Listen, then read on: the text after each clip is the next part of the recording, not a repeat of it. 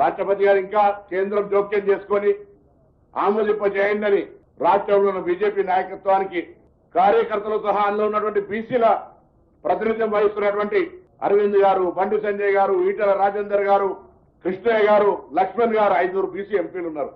పాయల్ శంకర్ గారు వాళ్ళందరూ కూడా అడుగుతా ఉన్నాం రాష్ట్రపతి గారి దగ్గరనే దాన్ని తొందరగా చేయించుకొని రండి అని. అది కాక రామచంద్రరావు లాంటి వాళ్ళు విమర్శ చేస్తా ఉన్నారు. అసలు దానికి సంబంధించి వ్యతిరేకంగా మాట్లాడుతూ ఉంటుంటే నేను ఎక్స్పెక్ట్ చేసిన మేమందరం కూడా బీజేపీ లీడర్షిప్, బీసీ లీడర్షిప్ దాన్ని ఖండం చేసి బలహీన వర్గాలకు మద్దతు ఇస్తాను. గతంలో మేము కేశవరావు గారు 2 చేతులు ఎత్తి దండం పెట్టినాడు.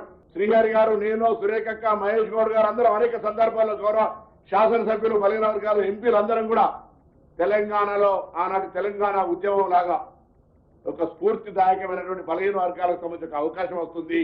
మనకు 1947లో స్వతంత్రం రాలే, 48లో మనం భారతదేశంలో విలీనమైనాం.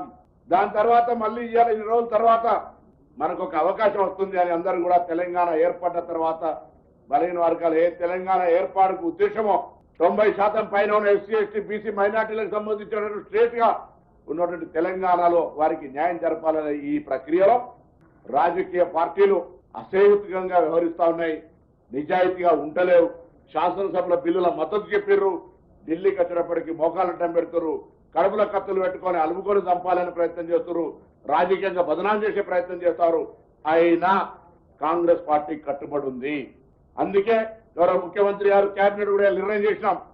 ఆగస్టు 5, 6, 7 3 రోజులు గౌరవ ముఖ్యమంత్రి గారు అపాయింట్మెంట్ అడుగుతా ఉన్నారు, గౌరవ పార్లమెంటు ప్రతిపక్ష నాయకులు అపాయింట్మెంట్ అడుగుతారు, గౌరవ రాజ్యసభ ప్రతిపక్ష నాయకుడు కూడా రాష్ట్రపతి గారు అపాయింట్మెంట్ అడిగి దేశంలో ఉన్నటువంటి కాంగ్రెస్ పార్టీ మిత్రపక్షాలతో సహా 100 మంది ఎంపీల పైన రాజ్యసభ సభ్యులతో సహా తెలంగాణలో ఉన్నటువంటి ప్రతి శాసనసభ్యుడు, శాసనమండలి సభ్యుడు, ఎంపీలు, మంత్రులు అందరం కూడా 5, 6, 7 ఢిల్లీకి వెళ్తా ఉన్నాం.